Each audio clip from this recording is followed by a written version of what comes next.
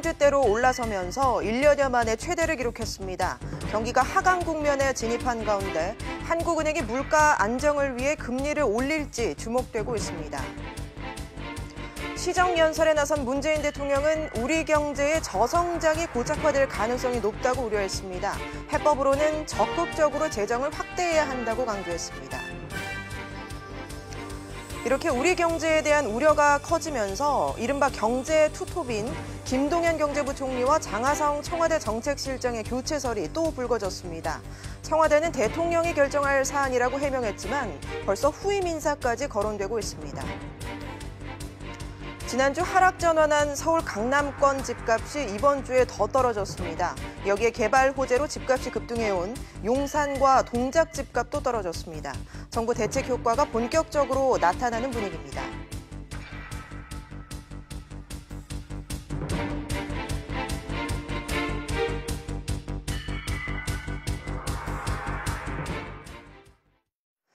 여러분 안녕하십니까? 경기가 갈수록 안 좋아지는데 물가까지 오르고 있습니다. 특히 농산물 가격이 천정부지로 뛰면서 즐겨 먹던 먹거리를 사는 것마저 부담스러워졌습니다. 먼저 장가희 기자가 현장 취재했습니다. 대형마트 신선식품 코너를 찾는 고객들은 부쩍 오른 채소 가격에 선뜻 손이 가지 않는다며 저렴한 물건만 찾는다고 말합니다. 힘들죠. 올라갔고 물가가 올라서 힘들죠. 서민들은 힘들어. 배추를 사서 김치를 담그기보단 저렴한 포장김치를 찾는 사람도 적지 않습니다. 포장김치들 요즘에 젊은 사람들은 많이 사다 먹지. 예, 10kg씩. 마트 한켠에는 이처럼 절약형이나 대용량 제품을 따로 판매하는 코너가 마련되어 있는데요. 그만큼 소비자들의 발길도 꾸준히 이어지고 있습니다. 통계청에 따르면 지난달 소비자 물가지수는 지난해 같은 달과 비교해 2% 상승했습니다. 특히 파, 무, 고춧가루 등 겨울철 김장 준비에 필요한 채소류 가격 상승이 두드러졌습니다. 여기에 쌀, 휘발유, 생필품 등 일상과 밀접한 품목 가격이 많이 올라 가계의 부담은 갈수록 커지고 있습니다. SBS CNBC 장가희입니다. 네, 소비자 물가가 한국은행 목표치인 2%로 급등했습니다. 이 물가를 안정시키기 위해선 기준금리를 올려야 하는데 가라앉은 경기를 감안하면 쉽지가 않습니다. 이 내용 취재기자와 자세히 짚어보겠습니다. 장가희 기자 나와 있습니다. 자, 장 기자. 오늘 발표된 소비자 물가가 꽤 많이 오른 편이죠? 네, 한국은행의 올해 물가 안정 목표치가 2%인데요. 9월에 1.9%, 그다음에 10월에는 2%로 목표치에 근접을 한 모습입니다. 예. 근원 물가는 사실 1.1%로 좀 낮은데 단순히 지표만 놓고 보면 물가를 잡기 위해 한은이 금리를 올려도 큰 문제가 될 것은 없는 상황입니다. 네, 그런데 물가만 보고서는 금리를 올릴 수는 없잖아요. 네, 한은의 고민이 바로 여기에 있는데요.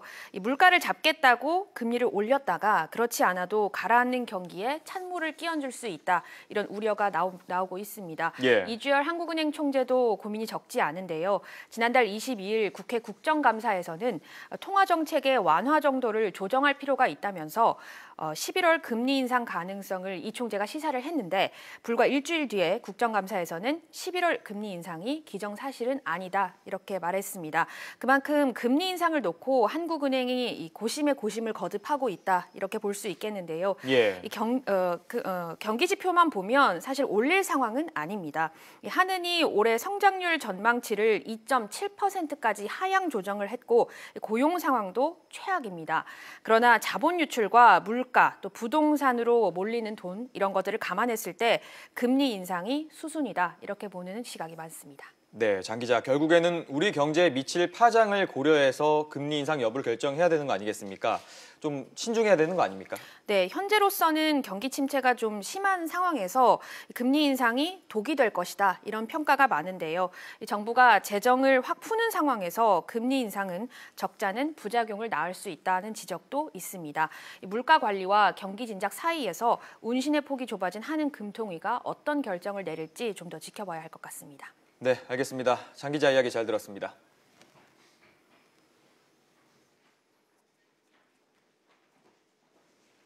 네, 다음 소식입니다. 소비자들의 닫힌 지갑을 열기 위해 유통업계는 할인 행사에 사활을 걸고 있지만 쉽지 않아 보입니다. 특히 이달은 중국 광군제와 미국의 블랙 프라이데이까지 겹쳐서 대규모 맞불 세일이 진행 중입니다. 박기환 기자입니다. 대형마트 정육 코너에 긴 줄이 섰습니다. 한우 전 품목을 이번 주말까지 40% 할인된 가격에 판매한다는 소식을 듣고 몰려든 소비자들입니다. 불고기, 등심, 양지머리. 비싸지요. 고기 없는 사람 못 먹어요. 이럴 때 먹어야지요. 사다 놔야지. 좀 사다 챙겨놔야지. 이 대형마트는 한우뿐만 아니라 달걀과 우유 등 식료품과 주요 생필품까지 2,000여 개 제품을 최대 50% 싼 가격에 판매하고 있습니다. 할인 기간도 품목에 따라 4주 동안 진행됩니다.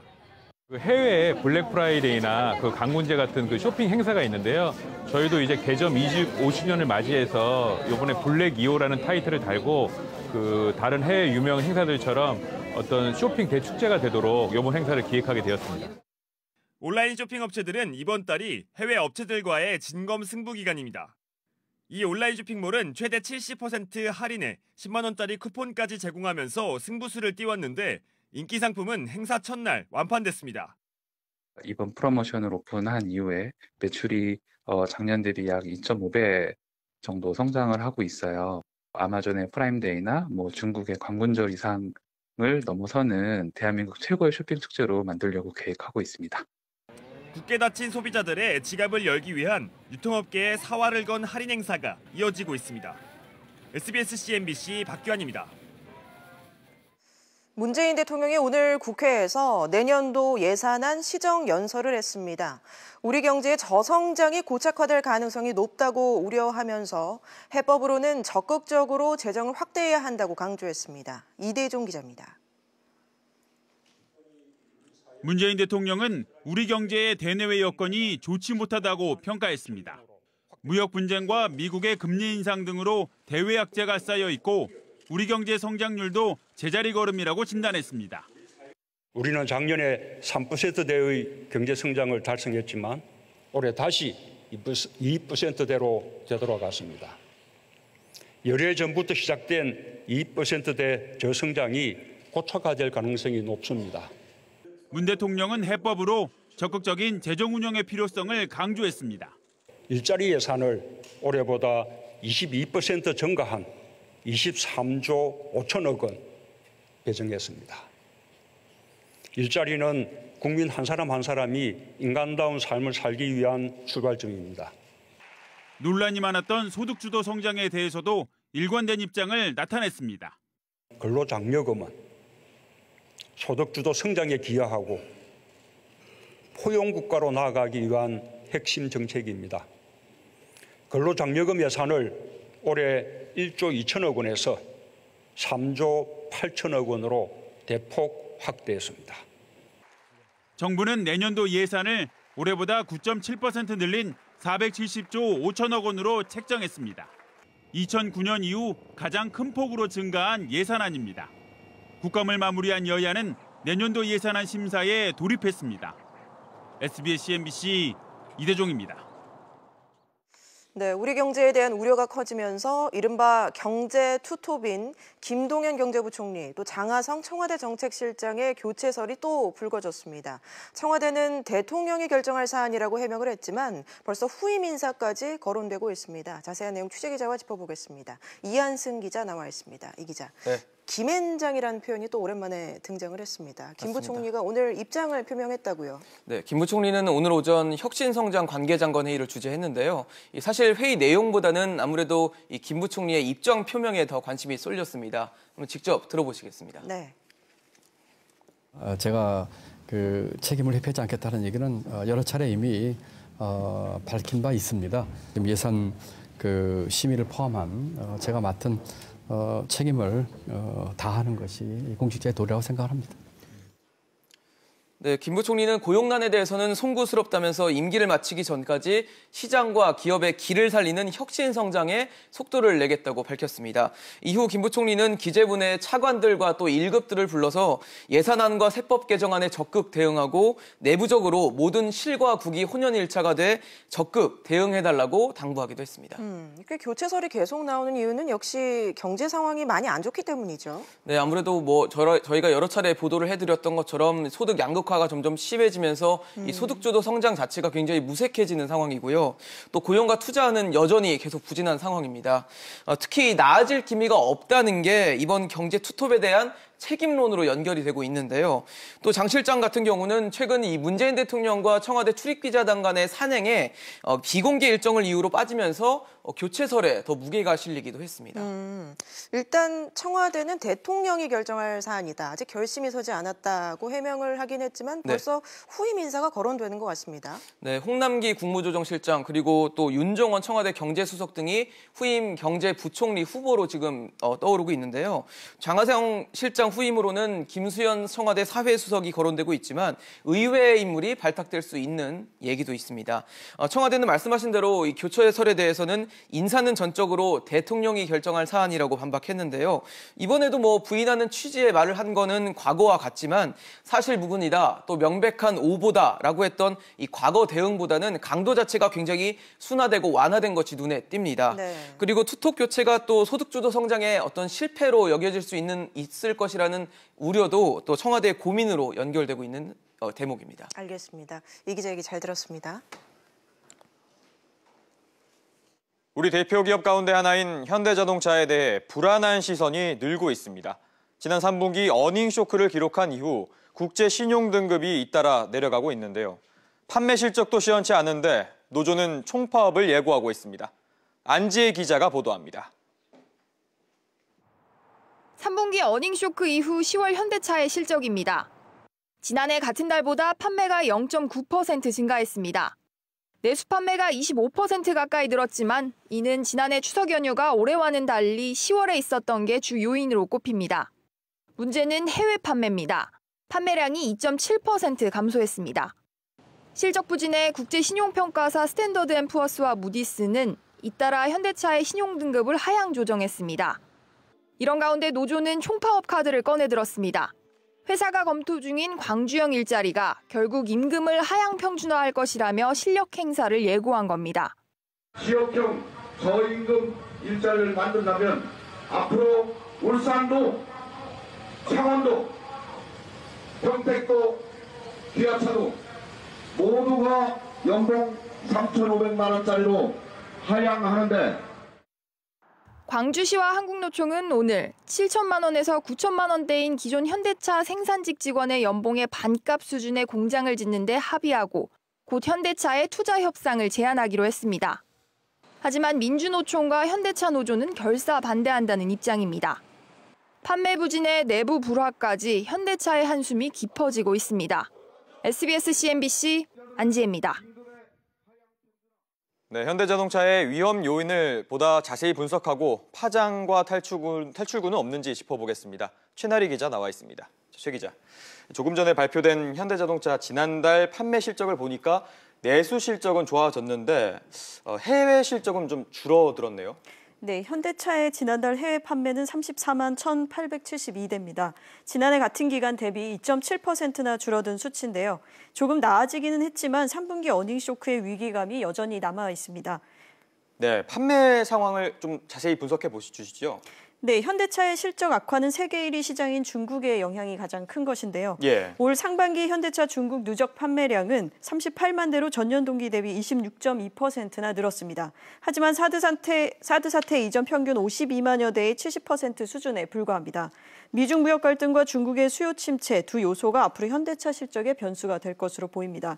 또 이 밖에는 터키 등 신흥국의 통화 약세도 지켜봐야 할 것으로 보입니다. 네, 최 기자. 그런데 이 와중에 노조는 총파업을 예고하고 있지 않습니까? 이 노조가 왜 광주형 일자리를 반대하는 거죠? 네, 앞선 리포트에서 봤듯이 노조의 반대 명분은 임금 하향 평준화 우려인데요. 그러나 속내를 보면 일감 감소 문제가 들어 있습니다. 장기적으로 물량이 광주형 일자리 공장으로 빠질 수 있는 경우 결국 기존 노조원의 고용이 불안해질 수 있다는 것입니다. 전문가의 이야기를 한번 들어보시겠습니다. 예. 적정 임금을 주면서 일자리를 창출하고 이런 거에 대해서 공감을 하지만 지금 시점이 맞는 시점인가? 지금 현대차가 너무 고전을 하고 있어서 글로벌 시장에서 시기 조율을 하는 부분 이런 것과 관련한 어떤 사회적 대화를 제안한다든지. 네, 전자와 함께 대표적으로 우리 산업을 이끄는 게 자동차 산업이지 않습니까? 근데 부진에서 빨리 벗어나지 못할 경우에는 우리 경제에도 악영향 미칠 수밖에 없을 것 같은데 어떻습니까? 네, 그렇습니다. 자동차 산업의 직접 고용 규모는 39만 명 정도로 조선업의 3배에 이릅니다. 4인 가구를 기준으로 잡으면 160만 명의 생계가 달려있는 건데요. 여기에 차 판매, 주유, 운송, 정비 등 전후방 산업 고용까지 고려하면 그 여파는 더 커질 수 있는 겁니다. 예. 정부 차원의 대응이 필요하다는 이야기가 나오는 이유입니다. 네, 그렇군요. 최 기자 이야기 잘 들었습니다. 내일 밤 11시에 방송되는 취재 파일에서는 현대자동차가 왜 위기를 맞게 됐는지 입체적으로 분석해 보겠습니다. 서울에서 아파트값이 하락세로 돌아선 지역이 늘고 있습니다. 지난주 강남 3구에 이어서 이번 주에는 동작구와 용산구 집값도 떨어졌습니다. 오수영 기자가 현장 취재했습니다. 서울 동작구의 아파트 밀집 지역입니다. 9.13 대책 발표 이후 호가가 2억 원 이상 내렸는데도 사겠다는 사람을 찾아보기 힘듭니다. 헬스장 이제 좀 살짝 빠지긴 했어요. 13억 하던 15대 정도. 전화도 오는 곳이라도 없고. 이번 주 동작구의 아파트값은 지난해 9월 이후 13개월 만에 하락세로 돌아섰습니다. 용산구도 마찬가지. 2015년 1월 이후 3년 10개월 만에 처음으로 아파트값이 떨어졌습니다. 42평을 기준으로 10억 3천에 팔렸는데 지금은 15억짜리 우리가 보면 전화를 다 해서 사겠다는 사람이 없더라고요. 상황이 이렇자 하락 지역이 더 확대될 거라는 전망이 나옵니다. 그동안 그 용산 역세권 개발 중심으로 가격이 너무 많이 올랐었고요. 주변 지역인 이제 마포나 성동구역 같은 경우 이런 지역은 아마 용산구의 영향을 받아서 하락으로 전환될 가능성은 커지고 있습니다. 이 같은 분위기 속에 이번 주 서울 전체 아파트 값은 오름폭을 더 줄여 상승세가 8주 연속 둔화됐습니다. 특히 강남 3구의 아파트 값은 지난주 일제히 하락 전환한 데 이어 내림폭을 더 키웠습니다. 안정세를 유지하던 전셋값도 0.01% 떨어지면서 지난 6월 이후 넉 달 만에 내림세로 전환됐습니다. SBS CNBC 오수영입니다.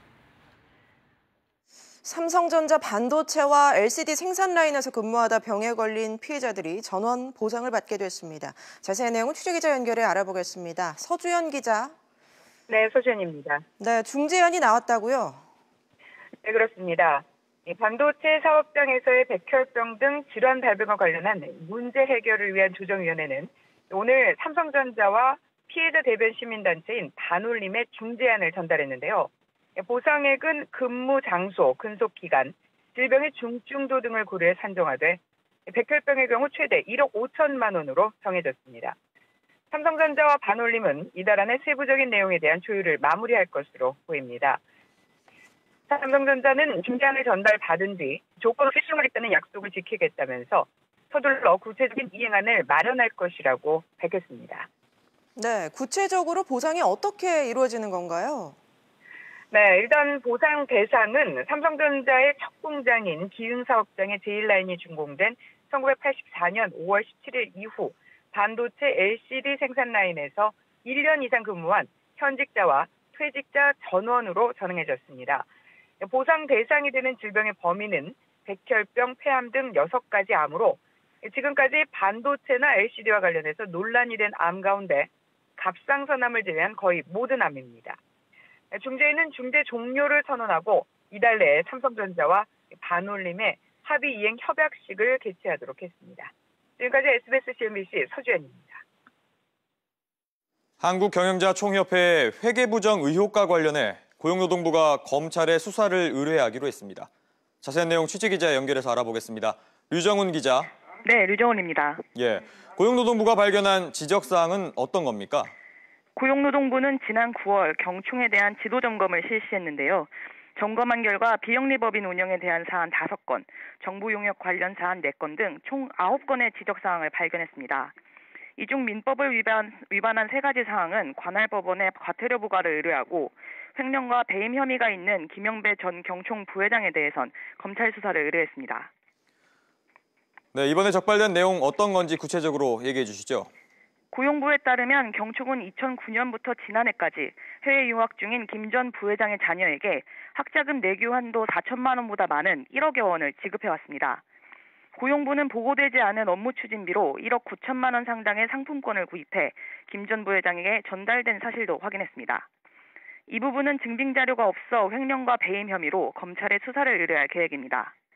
고용부는 재산 목록에서 골프 회원권을 빼고 보고한 점과 의무인 특별회계 보고를 하지 않은 점, 특별상여금 지급 시 이사회와 총회에 보고하지 않은 점 등에 대해 과태료 부과를 의뢰했습니다. 지금까지 SBS CNBC 류정원입니다. 세균 검출로 판매 중단 조치가 내려진 통조림 햄 런천미트는 논란이 새로운 국면을 맞고 있습니다. 문제가 된 세균 종류가 대장균이라고 공개한 식약처장의 발언이 단초가 됐는데요. 업체 측은 제조 과정에서는 발생할 수 없다고 주장하고 있습니다. 박연신 기자입니다. 지난 월요일 식약처 국감장에선 런천미트 사태에 대한 질의가 이어졌습니다. 답변 과정에서 류영진 식약처장이 문제가 된 세균 종류를 처음으로 공개했습니다. 류 처장은 살모넬라나 병원성 출혈성 식중독균이 아니고 일반 대장균이 기준치 이상으로 많이 나와 원인을 조사 중이라고 밝혔습니다.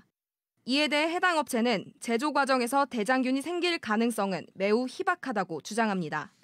정부의 해썹 기준에 따라 철저한 멸균 공정을 거치고 있기 때문에 완제품에서 대장균이 검출될 가능성은 없습니다. 대다수 전문가들 역시 제조 과정에서 세균이 발생했다고 단정짓기는 힘들다는 의견입니다. 실험 오류가 아니냐라고 이런 얘기도 나오는데 그것도 하나의 가능성이고요. 장기간 유통을 하다가 충격에 의해서 용기에 파손이 생겨서 오염이 됐을 가능성도 있다고 보거든요. 냉각수가 오염된 물이 조금이라도 통조림 안으로 흡입이 되면 오픈이 됐을 때 자랄 수가 있거든요. 제품 검사를 진행한 충남도청 측은 검사 과정 중 세균 혼입 가능성을 일축했습니다. 그쪽에서는 균이 전혀 안 자랐다는 얘기는 실험 과정에는 문제 없다라고 저희가 판단을 하는 거죠. 주무부처인 식약처가 정확한 원인 파악과 검증 절차 없이 지자체의 검사 결과를 소비자들에게 공개한 상태입니다. 현재 지금 원인 조사 중에 있으니까 균이 어디서 유입이 됐는지 확인하는 과정에 있다고. 혹시 모를 기업의 피해와 소비자 혼란을 막기 위해서라도 세균이 발생한 정확한 경위 파악과 원인 조사가 필요해 보입니다. SBS CNBC 박연신입니다.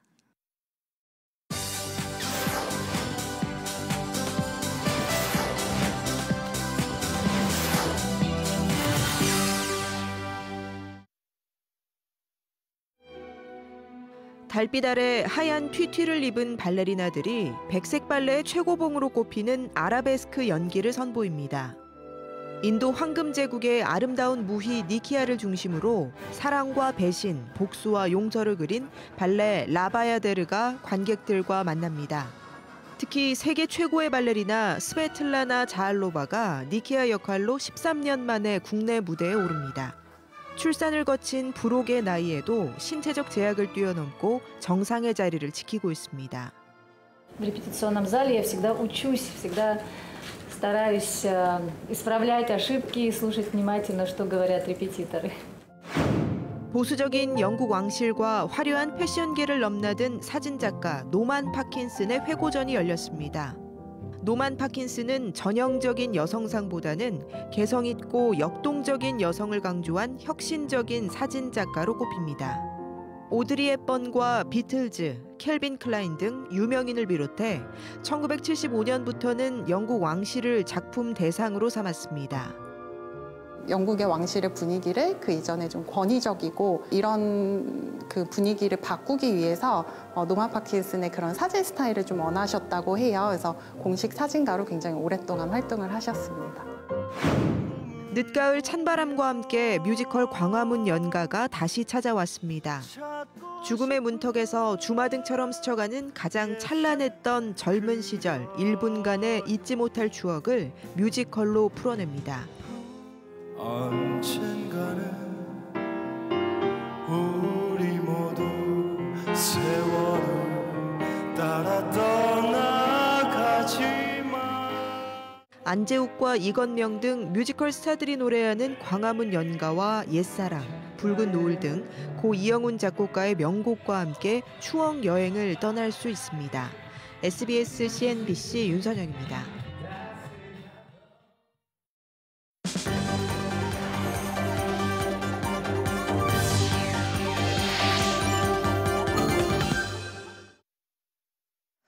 코스피가 사흘 만에 소폭 하락했습니다. 오늘 코스피는 어제보다 5포인트 정도 내린 2024선에 장을 마쳤습니다.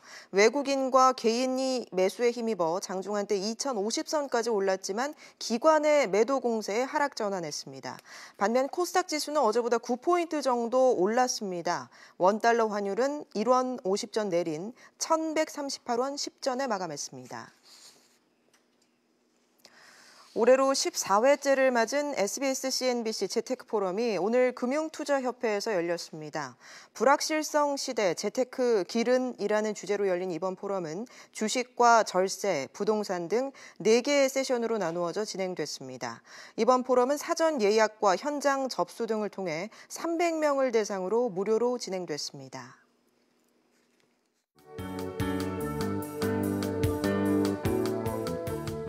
안녕하세요. K웨더 라이프스타일 예보 윤지향입니다.